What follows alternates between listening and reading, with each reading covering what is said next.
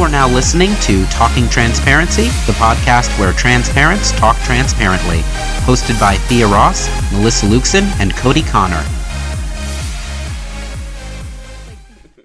And then I'm like, no. Because so for me, like Cody yesterday, because Cody was a candidate for few people watching. Cody was a candidate. And so I was out all day like Cody. I started my day yesterday at 5:30 in the morning, and I ended my day yesterday at 7:30 at night. I worked at 4 different precincts, and then I visited a precinct with Cody. And I was so exhausted that I fell asleep on the couch at like 9:30, and I just couldn't get up. Like I tried to you know what I mean? And then, you know how the early results come in and it's always like the podunk states. It's like and so I'm like, yeah, of course, like all these states are going to be going to him, you know, like, of course, because they're like the small states that had 12 people voting in them, you know? So I was trying not to discourage. I was like, I'm going to wake up in the morning and it's going to be baller. I'm going to be fucking so stoked. You know what I mean? And I'm going to see how many of, local candidates won elections because I love local politics. It's going to be fine. And then I woke up to like, I think 23 text messages. And I was like, I was clicking on all the threads in my text, and I was like, what happened? Yeah, you couldn't believe it. I literally couldn't believe it. And I also couldn't text fast enough. And then I walk out in the kitchen, and my husband's in the kitchen and he's feeding the dogs, and he doesn't have the TV on. And I was like, oh. Yeah. And I was like, babe, and he goes, yeah. And I was like, that's not real, is it? And he was like, I'm afraid so. And like, we just couldn't. It was like a horror movie. Like a horror movie. like literally, I was shell shocked. And I was in disbelief.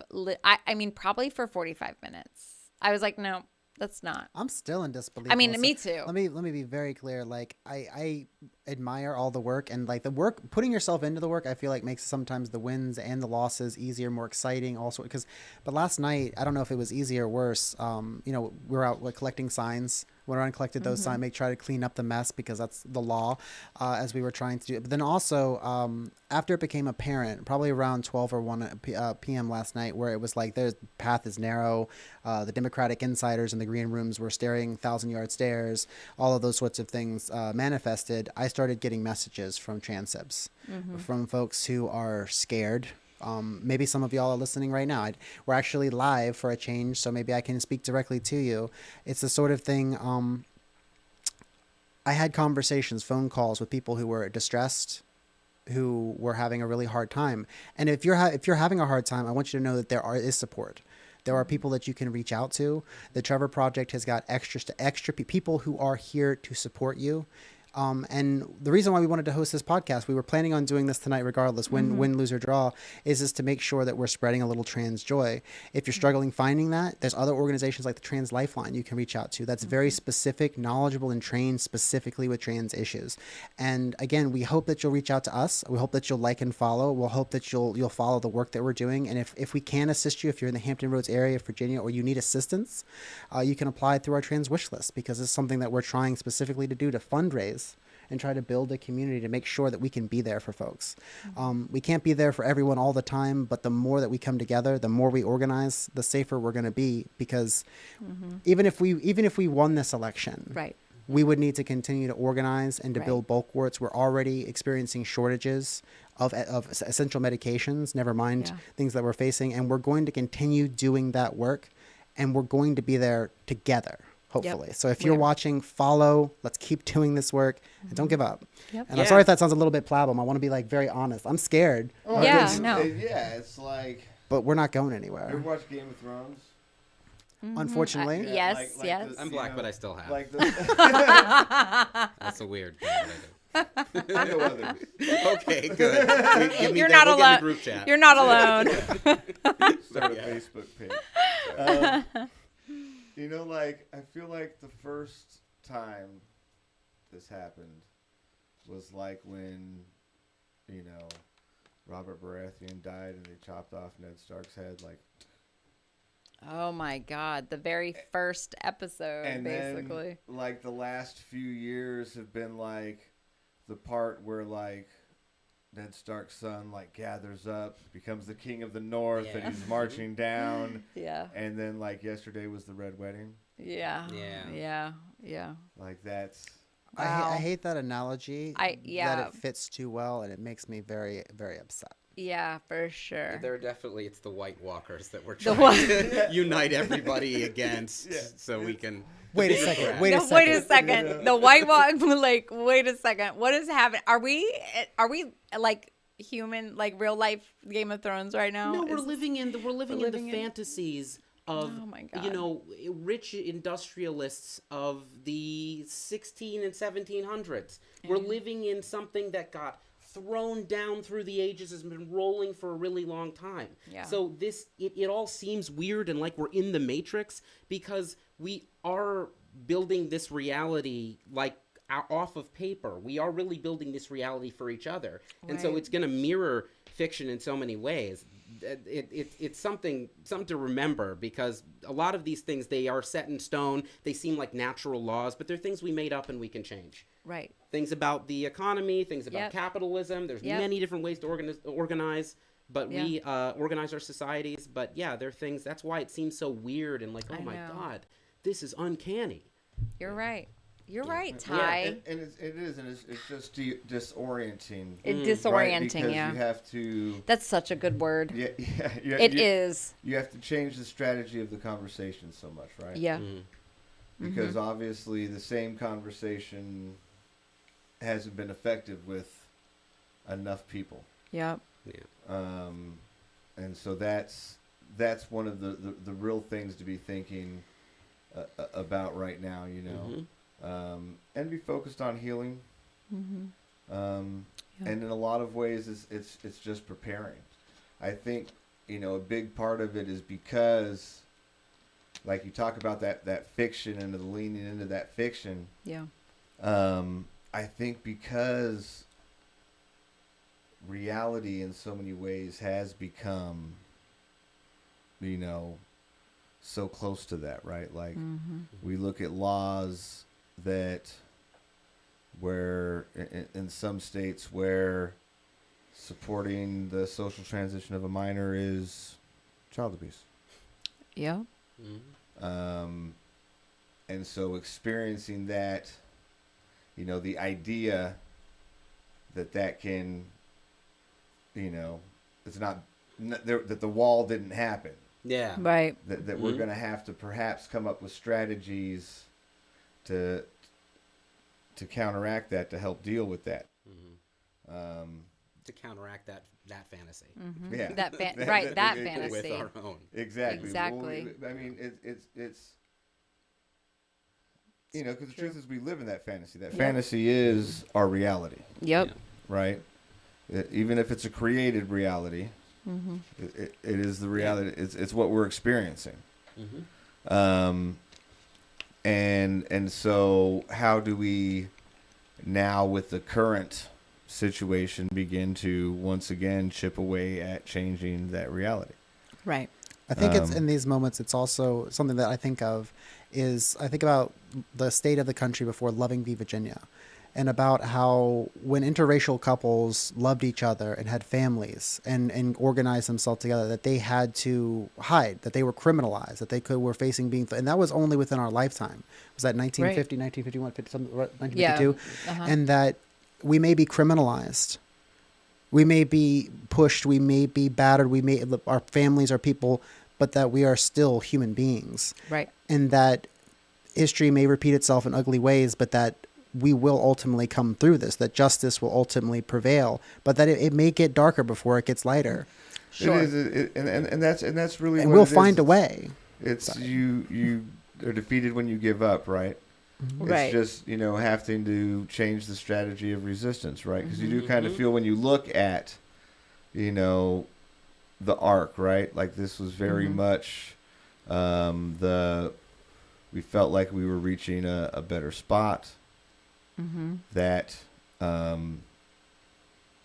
our base, if you will, was attacked. Mm-hmm. It felt like we'd maybe repelled that attack. Mm-hmm. Yeah. And then really the next battle, we've just been swept from the field in a lot of very real ways. Yeah. Which changes the dynamic, right? Because there was very much an offensive that in a lot of ways has turned more into a more resistance type strategy there. Because there will be, I mean, not to be negative, but to be real, right? Because in order to continue to progress forward, we have to be real about the situation that we're going to defeat, right? We have to be real about the battles that we're trying to win.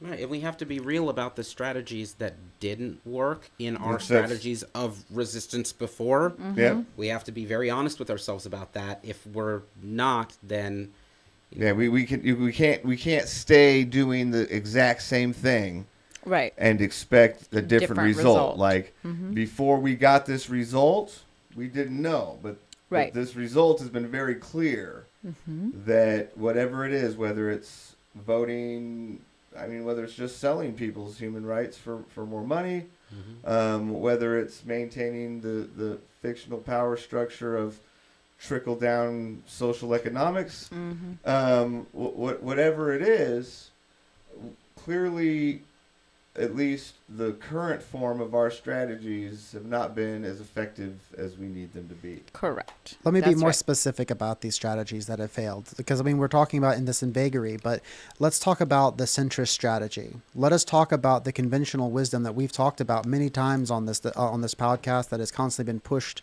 into my face and in the face of many different minorities, progressive voters, socialists, but Marxist people who actually want structural change, material change, that are fighting for it every day. Those folks are tired of watching the Democratic Party sacrifice their values, core things that are essential and necessary.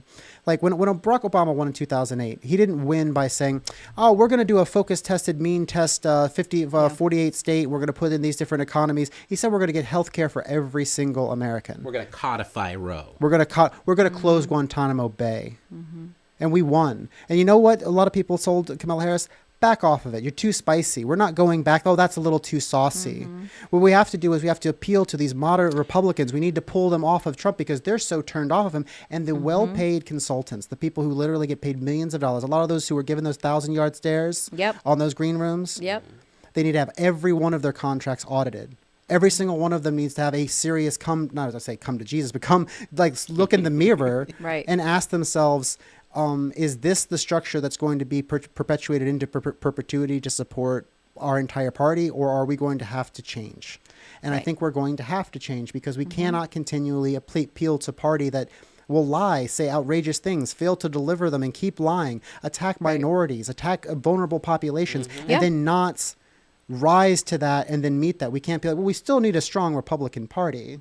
Oh, they're still saying, I mean, I was reading just before I got in here how they're saying that the Democrats the messaging was too much about women, and that they didn't cater to. So I did turn on MSNBC this morning first thing because I was like, I need to see some, you know what I mean? Not just like social media. I need to see and I couldn't stomach it for more than 3 minutes because I it just the talking, I was like, turn it off. But it was very much like this, focus too much on women, focus too much on, their messaging needed to cater more to the moderates. They and are I'm like, already this is sliding to the right. literally. It's been a couple of hours. Thank you. It's been a couple of. But how can you slide further to the right on healthcare? It literally came off of Medicare for All, came off of a public option, said, well, we'll just tweak around with the ACA. Is the Democratic Party going to come and say, well, we're just going to scrap the ACA? Right. Was that what they're going to come out next? Because ultimately, when are we going to fight? Right. We had this conversation, but everybody should have had a dozen reasons. And look, one of them should have been and is reproductive rights, the women's rights, trans rights, Right. queer rights, those sorts of things. But that's not going to be enough to sell to everyone. That's and we needed to correct. be able to have serious reform, and giving people $15,000 or $25,000 for a first-time home that many people aren't even going to qualify, even if you give them that, Right. is You not still going to Right. do it. Isn't going to do it. Didn't Right. do it. And didn't do it because And what is it? The right. think tanks that came up with all of this little tweak around the edges, or we're gonna put this tax in or this thing, but it came off of big ambitious ideas that are super popular. Who told Walz, oh, you can't talk about getting rid of the electoral college? That's too radical. People like things that are popular that people are Things actually talking about. That need to be people want done. to get rid of the I literally had one of my friends today say, "Can you explain the electoral college to me? Because I don't." He's like, this was his first time voting, and he's in his 40s. He just turned. He's like 40. Yeah, he's in his 40s, and he was like, "Can you explain?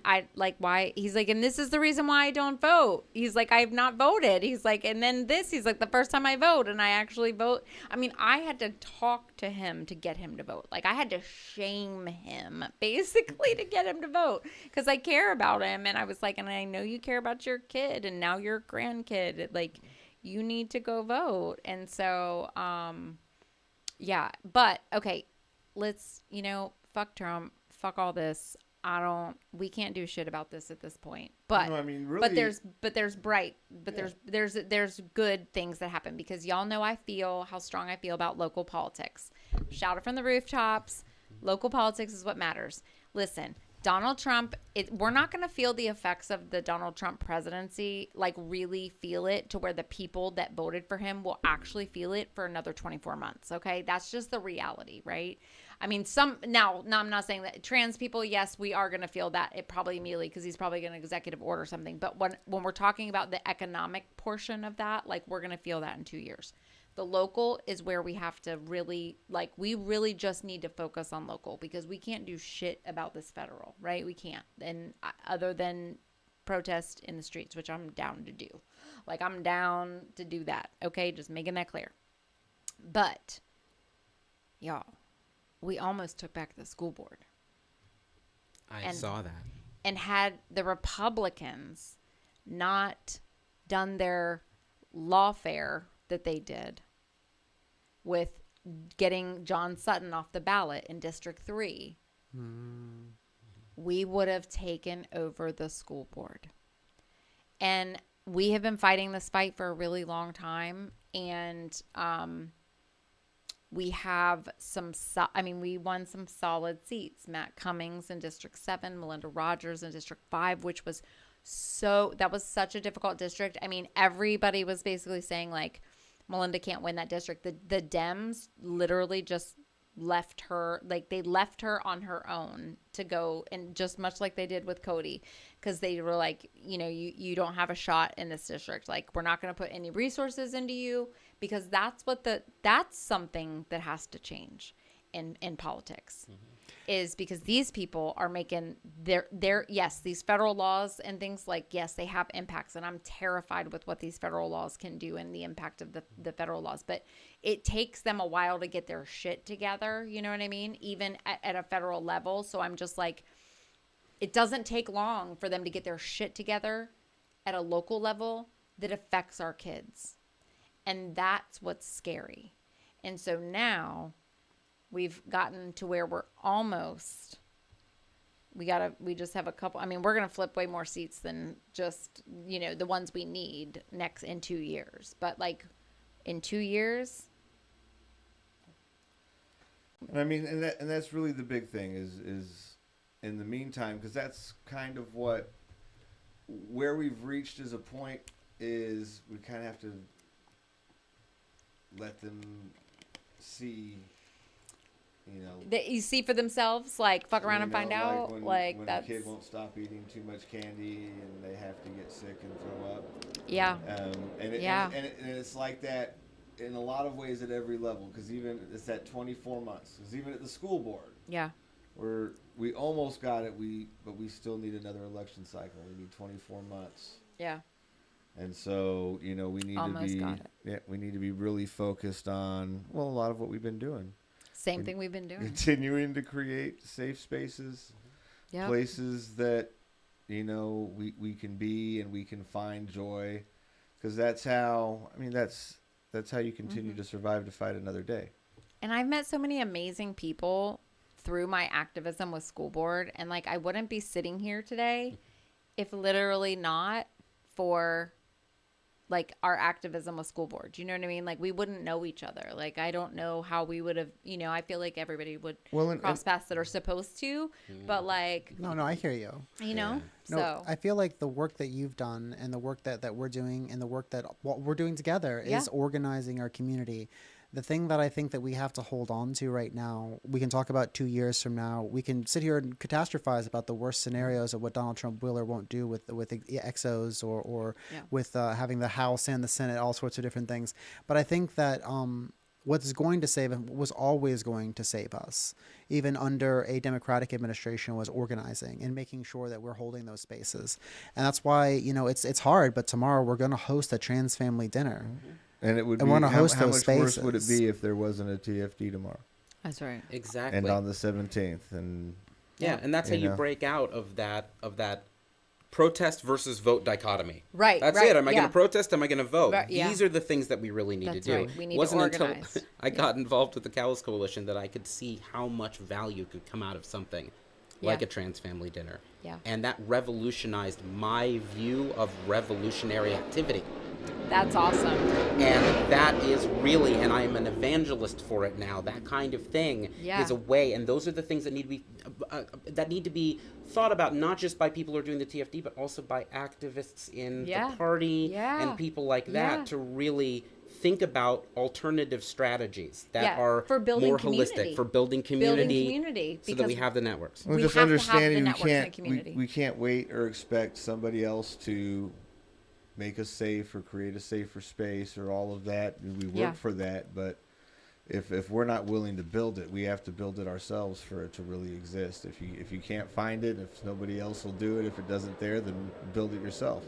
Yeah. I feel grateful and fortunate that I have the strength, that I have the relationships, that I've met you, that I've met other people that make this work possible, because it does take a community. It really does. And when we had our first interest meeting and we were talking about the way that we could serve the community best and bring us together, and you came up with this idea, something that trans families, if you're listening, if you're fortunate, if you're lucky, if you're not already organized into a queer family, if you haven't already found your people or someone, there are already parents, cis parents of trans kids, trans parents of cis kids, who are hosting these spaces in their homes, making those spaces in their lives. Yeah. And we can do that more on a systemic and a community level. And we're going to, because you're right. There's all sorts of nightmares that could be coming around the corner, but we have advocates, people at the ACLU of Virginia, people at Equality Virginia, people that are going up to the state houses, up to the federal houses, and are going to be lobbying. And as much as these Republicans may seem like monsters, they also have to be our neighbors. Yeah, they do. And to what extent are they literally going to come and march down our door and say all of this? I have to say, at a certain point, they just want to do like everyone else. They want to pay their taxes, go home to their families, watch TV. They want to like build their lives. They want to worry about their savings. If they're really going to come door to door, if they really have that fervor, especially now that they've won it. Yeah, but now that they have their candy, aren't they going to sit there and eat it, as Cody's saying, rather than like come to my door? And I have to hope to a certain extent that that's the best case for me, is that they just back off. Right. I hope so. The empowerment of the brazenness that I see, though, in some people is what bothers me, I think, the most. But maybe that's, somebody said something to me today that they saw, and it was like, wow. I can't remember if they saw it or somebody had like commented this, but it was that maybe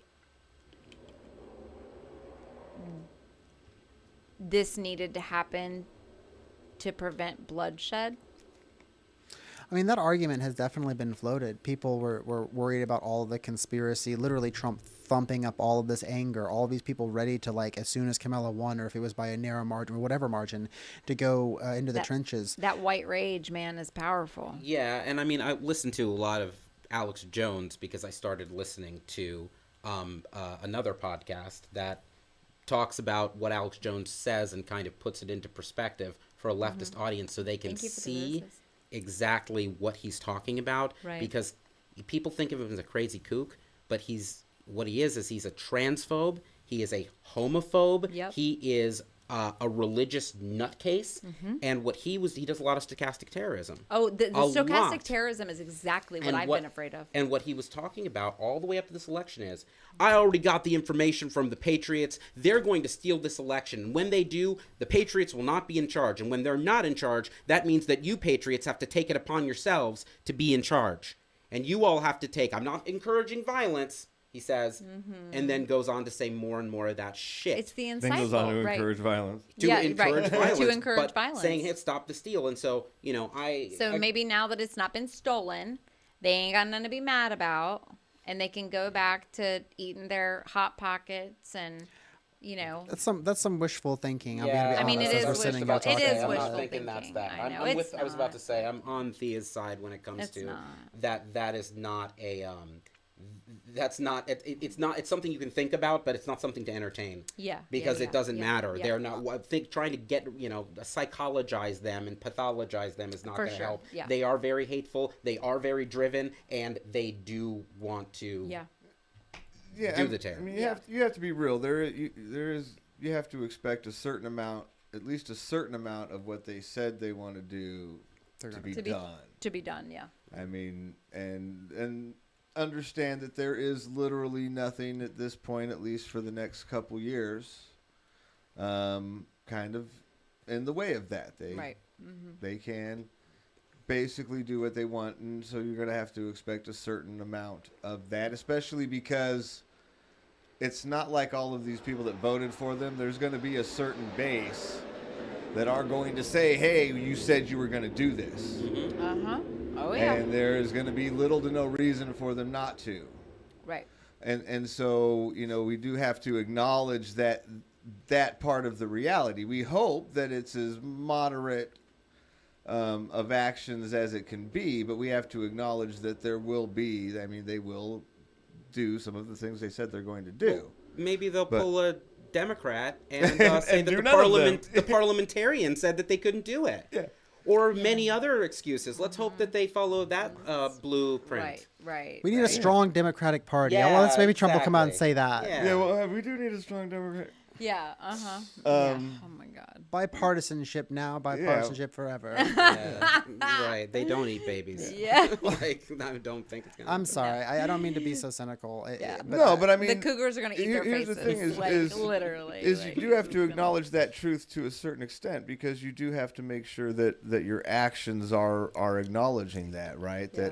That parents are acknowledging that in their decisions with their children and putting extra efforts into those, that people are putting extra efforts into strengthening their circles and not letting themselves become isolated and all of those things, putting more plans and more proactivity in place for how we're going to deal with some of these things that we, 'cause some of them are going to happen. Yep. Yes. And so it's not just about being cynical or all doom and gloom about it. There is a certain aspect to, in order to solve a problem or deal with a problem or even survive a situation, you have to acknowledge what that situation is in reality, so that you can, so that you can not give up, right?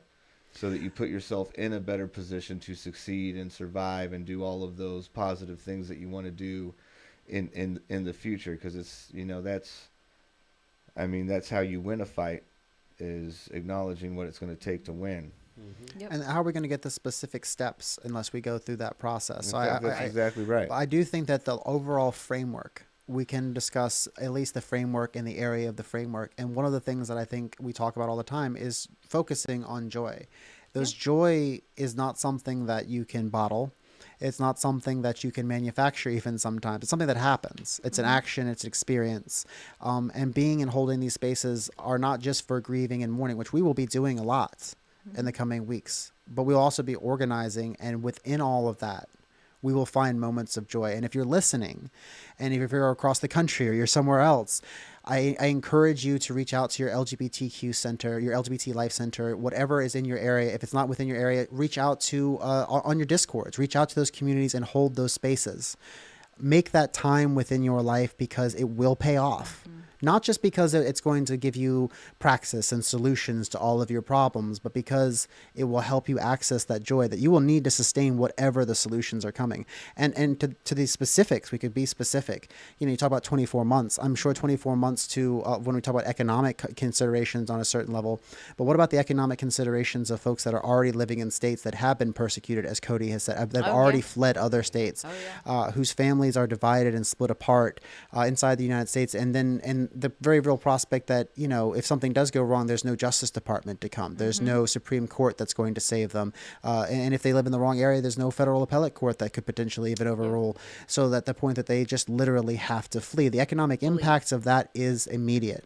To those people, to those families who are facing that today, I say this.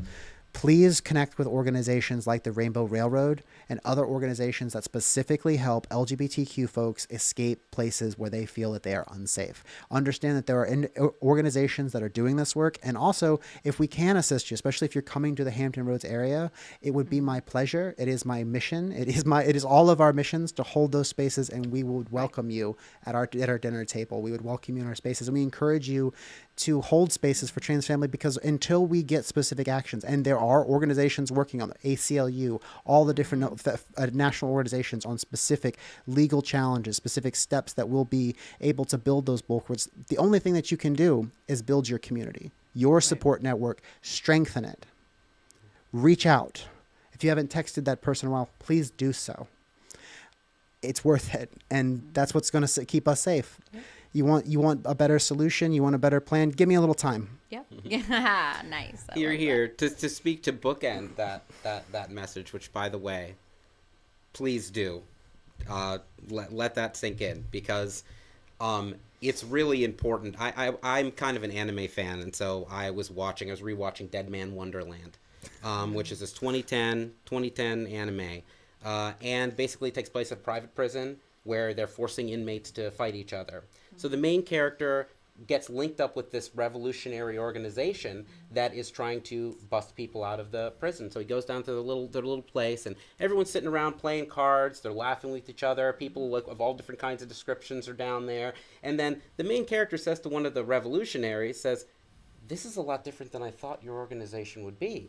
And the guy says, "What? Is there a lot of joy going on here?" And he goes, "Yeah, I just thought you all would be a lot more gloomy." And then the revolutionary character says, "Is that what freedom looks like to you?" Oh, damn.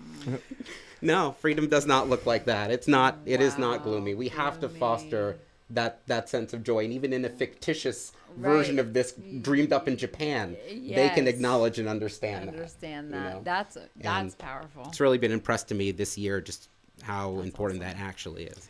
But to underscore it, I think Vice President Harris ran a campaign on joy. But what joy needs, aside from having that framework, is praxis, specific steps and policies, empowering people with ABC action they can take that's not just go vote. Yeah. There is going to be so much more that needs to be done, and I hope that you'll follow along. There are ways that we are hoping to get people involved. I know that we're talking about the Wings for Wishes. We're hoping that we're going to be able to find people who will make cranes with us. Then we can use those cranes to help fundraise to make sure that we can fulfill trans needs and wishes all across our community and hopefully across the state. Our ability to grow that is going to be resilient upon community. And we need you, and we need folks who are going to be of all different backgrounds, all different things pitching in. Right. Because there are people today, there are families today who are making plans to leave.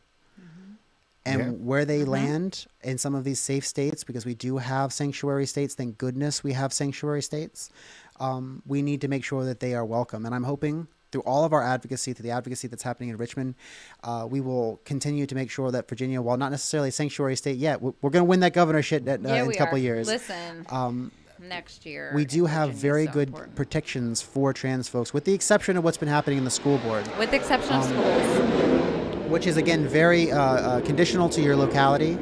And if you're looking to move to Hampton Roads or you're looking to come here, I would definitely recommend reaching out to us, because we may be able to help you navigate the circumstances in different locations, laws, and different things like that. But again, that's unique to our area. So. Well, you brought up Trans Wish List. Yes. And I heard that the Kalos Coalition was able to fill 2 wishes. Yes, 2 today. So do you want to touch on that? Can you talk a little bit about that? Well, Without, just. the Trans Wish List is an anonymous community aid Yes. platform. Yep. Folks are able to go, and they, through the application process, if you go through it, you can look at it yourself. Yep. They get to choose the level of anonymity that they give. Yes. So that we're not going to be outing people who may be in Absolutely. unsecure situations or who otherwise may put themselves at risk. Mm-hmm. So on the first wish, I can't give a lot of details because No it was details, literally but- someone yep, from our explain, local yeah, how community. And in the vaguest way, what I can say is that they were facing eviction. Yeah.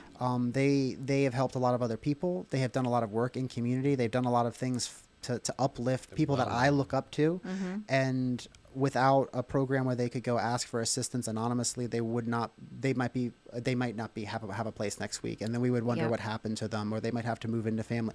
And I don't want to belabor all the negatives that could have happened because community came together. We helped fundraise to 1,000 different little means and different from drag brunches that we have been to make sure that we were able to step in where other organizations simply couldn't because of restrictions on their funds Which or is because amazing of other grants. with the Trans Wish List. That's the whole thing with the Trans Wish List is that you actually like being able to fulfill wishes of people, and the anonymity is great because not, like you said, not everybody wants their business out there. I know that's something that you have worked really hard on and making sure that you get as many wishes filled. Can you talk a little bit about how people can donate? Absolutely. You can always go to kalescoalition.com/donate to donate directly. But if you go to our website and go to our Trans Wish List page directly, which I believe we don't have a snappy URL for it just yet. We'll have to work on that.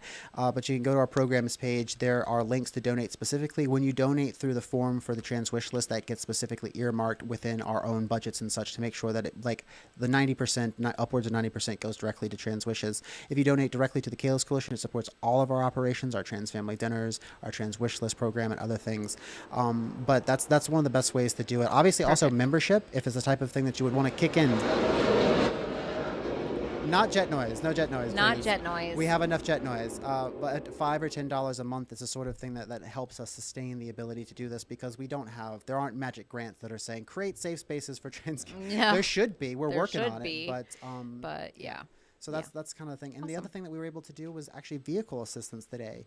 We That's had awesome. a request come in from a trans sib who was facing the loss of their car, having a repossession happening, even though they've been paying on the car for a long time. And it's a circumstance where they were completely in panic. No one else could help them. Family member was tapped, and they reached out to us on a whim. Yeah. And we were very, very fortunate to be in a position. We had some funds, especially before the end of the year, to be able to help, and we were able to keep them in their vehicle. Mobilize it in a day Yeah. between Yes, all we the were. different board members. We have a lot of approval. We also we provide that shield. We provide a lot of rigor, and we were able to do all of that and come together really quickly to provide a safety net for. That's awesome. Because the transparency and accountability, transparency. Transparency. But accountability matters. The entire platform is also built upon our membership verification system so that we know, like, when a wish comes in, sometimes they'll be marked unverified. If you go to the wish list right now, it's still in development, but you can see that's someone that is applied and we haven't necessarily been able to verify their identity just yet because we want you to know if you're donating and you put in a comment section to put this specific wish, and that's what we'll do. Get out of here, Jets. We want you to be able to know whether that's where that person's located. Are they a verified community member? What are the details about them as much as we can while also protecting their anonymity so that you know the direct impact that you can, that you're directly making for someone and you know that it's going through a nonprofit. And you also get a tax donation receipt if you're a business or if you're an person who is itemizing individual deduction. We can provide all of that. So it's the sort of thing that building that platform, it's been fun. But I digress. I'm rambling. Awesome. Okay, so what else is on our agenda for this evening? Well, I wanted to make one comment, kind of. Please. Because, of course, everybody here lives in Virginia Beach, Yes. but I live in Norfolk. You do live in Norfolk. And when I was going out to vote yesterday, which I did, But you did. but I did go out to vote, and I made the decisions that you would have wanted me to make when I got there, of course, obviously. Not that I was going to vote for Republican, but you know. But you know. But yeah, I just really wish for everybody in Virginia Beach, I want to put the positive energy out there that you all can have a school board election like the one that we had in Norfolk. just to give you an example for my decision I had to make, it was between two people for Super Ward 6. Rebecca topping Deschines, Okay. and Sarah De Caligero.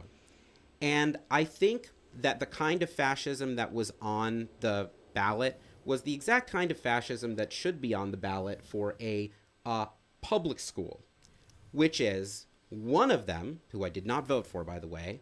Sarah De Caligero is the person that I voted for. So Rebecca Deschines is the person who... She was going to take kids' cell phones away for the periods of class. Oh.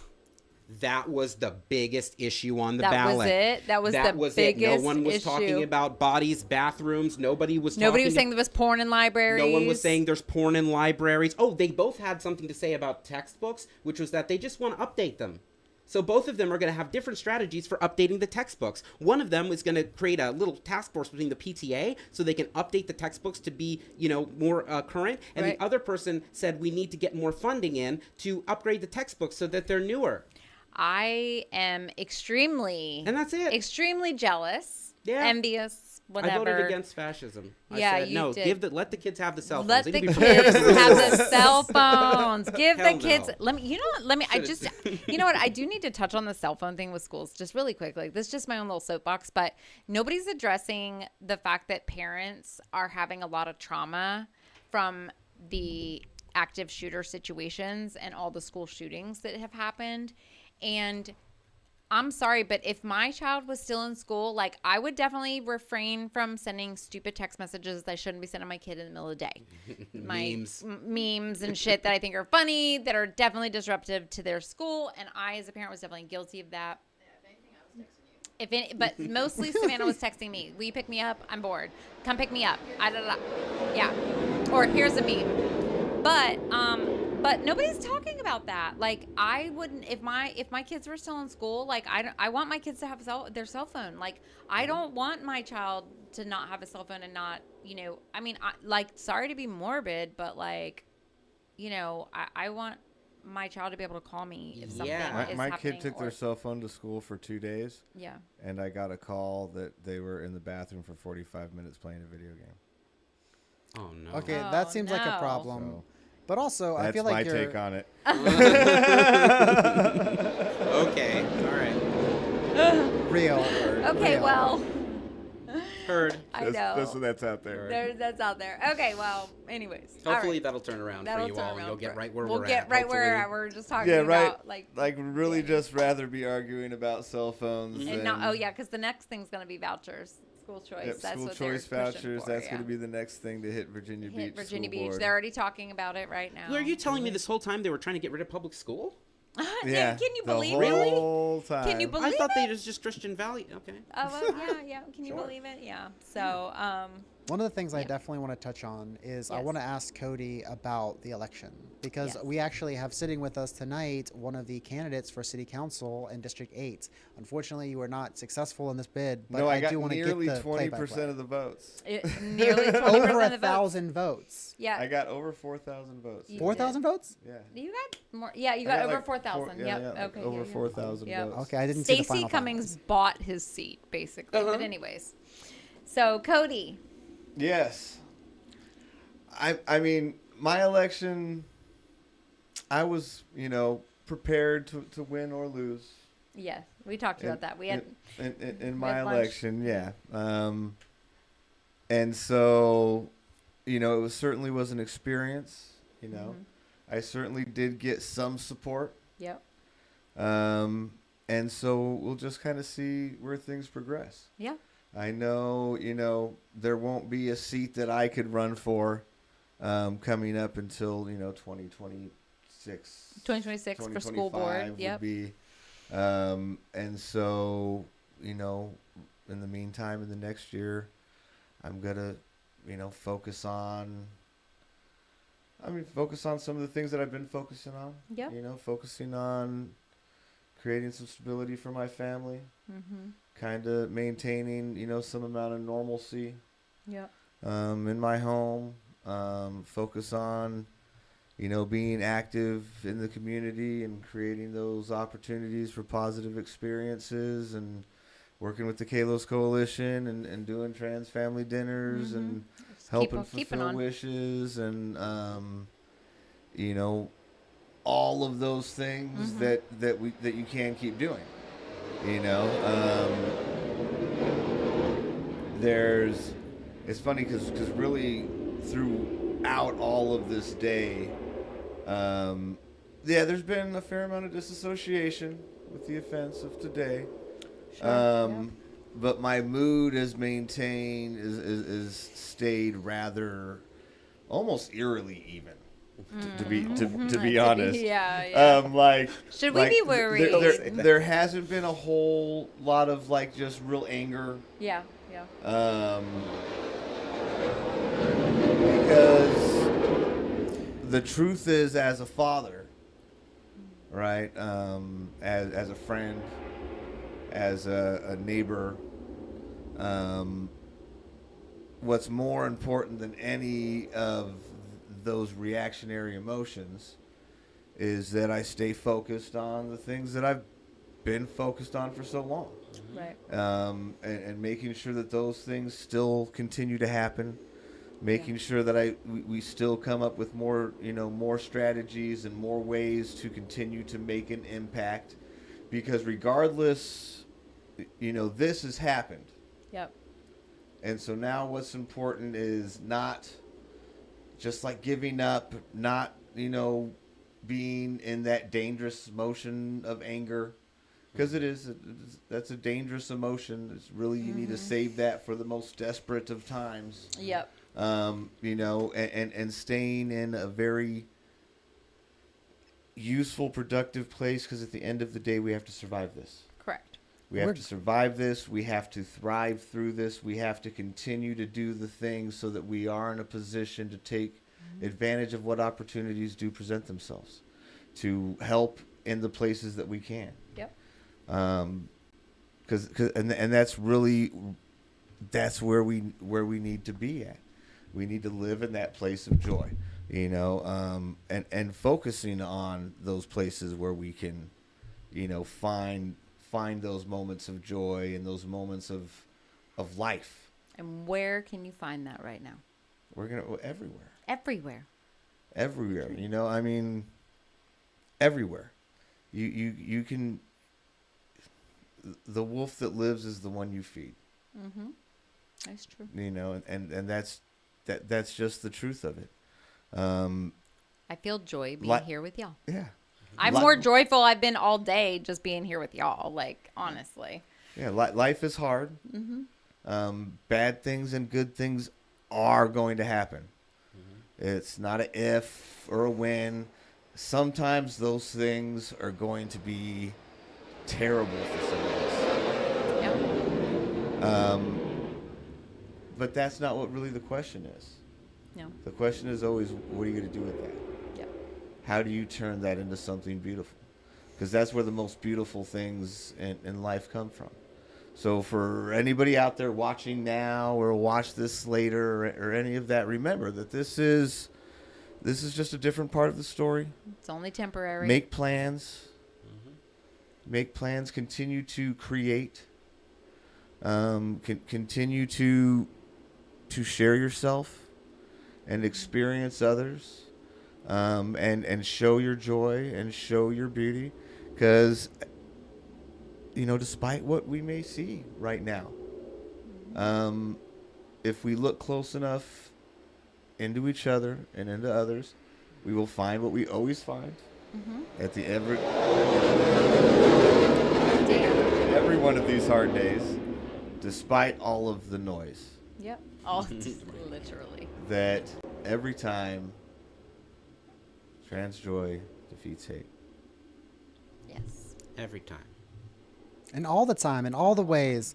Maybe not every single battle and every single moment, but it's erosion. That's okay? right. We're going to be through erosion. That's right. All right. Thank y'all for watching. Thank you. This podcast is brought to you in partnership with Collective Tattoo and the Kalos Coalition. We are listener supported, so if you like the show, please consider donating to us on Patreon at patreon.com/talkingtransparency. Like, share, and subscribe across social media, and be sure to visit our Linktree at linktree.com/talkingtrans.